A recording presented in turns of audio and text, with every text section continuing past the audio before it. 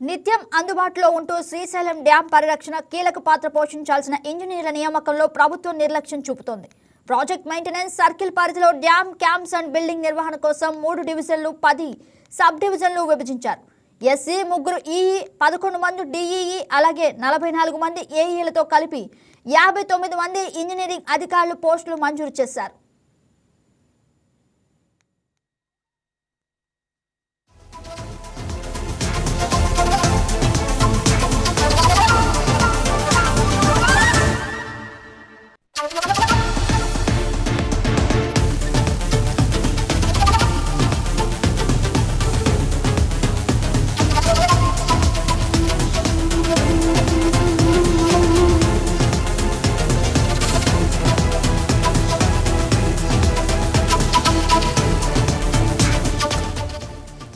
Maintenance division పరిధిలో 5 sub డివిజన్లు ఉన్నాయి. వీటిలో 5 డిఈలకు గాను 3 20 మంది, ఏఈలకు గాను 8 మంది పనిచేస్తున్నారు. క్యాంప్ అండ్ బిల్డింగ్స్ డివిజన్ పరిధిలోని 5 సబ్ డివిజన్లో 5 డిఈలకు 2 అలాగే 18 మంది ఏఈలకు 2 ఉన్నారు.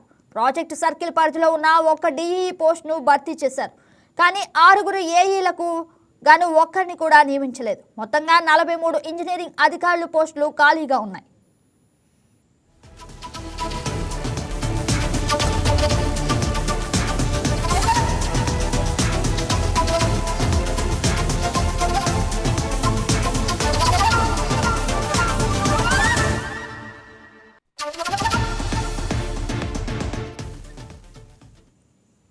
డ్యాం భద్రతా ప్రతిపాదనల తయారు మరమ్మతులపై కీలక నిర్ణయం తీసుకోవాల్సిన ఎస్సీ స్థానంలో కర్నూలు ఇరిగేషన్ సర్కిల్ ఎస్సీ బాలచంద్రారెడ్డికి ఇన్ఛార్జ్ బాధ్యతలు అప్పగించారు.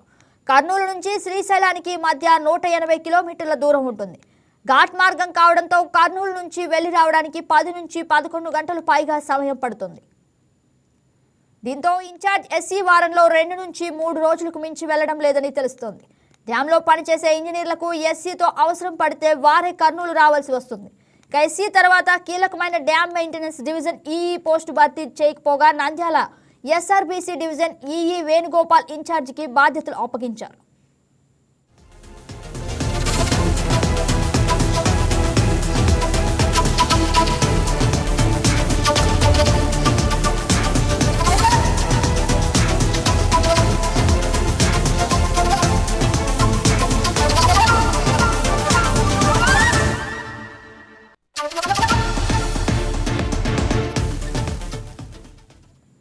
నంద్యాల నుంచి కూడా శ్రీశైలానికి 120 కిలోమీటర్లు పైగా ఉంటుంది. వెళ్లి రావాలంటే 10 గంటలకు పైగా సమయం పడుతుంది. కీలకమైన క్యాంప్ అండ్ బిల్డింగ్స్ డివిజన్ ఈఈగా ప్రాజెక్ట్ సర్కిల్ ఆఫీస్లో డిఎస్ఈగా పనిచేసే సురేష్కు అదనపు బాధ్యతలు ఇచ్చారు. అంటే ఎస్సీ సహా ఏఈలకు వరకు వివిధ హోదాల్లో 59 మంది ఇంజనీరింగ్ అధికారులు పనిచేయాల్సి ఉంటే వారిలో 16 మంది డిఈఈ ఏఈలు మాత్రమే నియమించారు. ఎస్సీ ఈఈలను ఇన్ఛార్జీలతో నెట్టుకొస్తున్నారు. వారంలో 2 నుంచి 3 రోజులు విజిటింగ్ అధికారులు వచ్చి వెళ్తుండటంతో 2009 తరహాలో భారీ వరదలు వస్తే డ్యాం పరిస్థితి ఏంటని నిపుణులు ప్రశ్నిస్తున్నారు.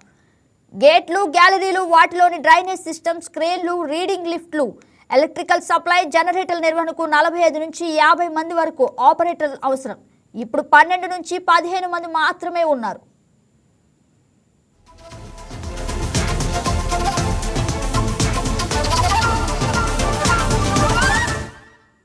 శ్రీశైలం డ్యాం శాశ్వత మరమ్మతులు, ప్రొటెక్టివ్ సీల్డ్ సిలిండర్ల ఏర్పాటు కోసం కూటమి ప్రభుత్వం 203.95 కోట్లు మంజూరు చేసింది. ఇప్పటికే 5.9 కోట్ల డ్యాం ఇరువైపులా కొండరాలు జారిపోకుండా షార్ట్ క్రీటింగ్ పనులు చేస్తున్నారు.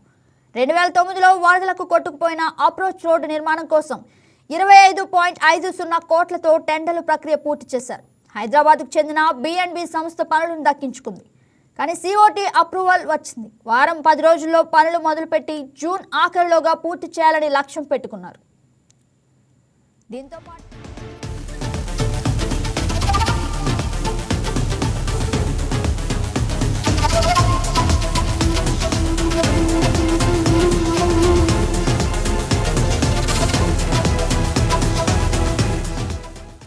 దీంతో పాటు డ్యాం పునాదులకు ప్లంజ్ పూల్ గొయ్యి నుంచి ప్రమాదం పొంచి ఉండడంతో డ్యాం రక్షణ దృష్ట్యా పూర్తిగా శిథిలమైన 62 ప్రొటెక్టివ్ స్టీల్ సిలిండర్లు పూర్తిగా తొలగించి వాటి స్థానంలో దాదాపు 180 కోట్లతో ప్రతిపాదనలు తయారు చేస్తున్నారు.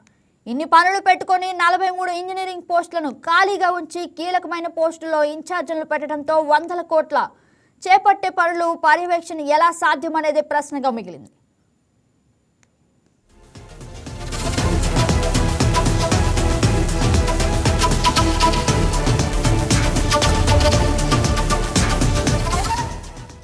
రిటైర్ అయిన ఇంజనీర్ స్థానంలో కొత్త వారిని నియమించకుండా ఎన్నాళ్ళు ఇన్ఛార్జీలతో బండి లాగిస్తారని నిపుణులు అడుగుతున్నారు.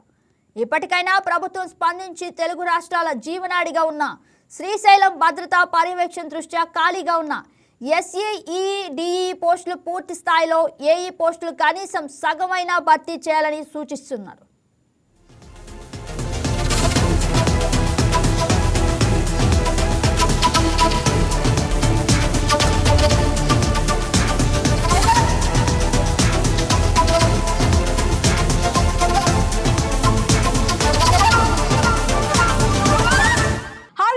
ఈ వీడియో మీకు నచ్చినట్లయితే లైక్ కొట్టి షేర్ చేసి వైకే టీవీని సబ్స్క్రైబ్ చేసుకోండి.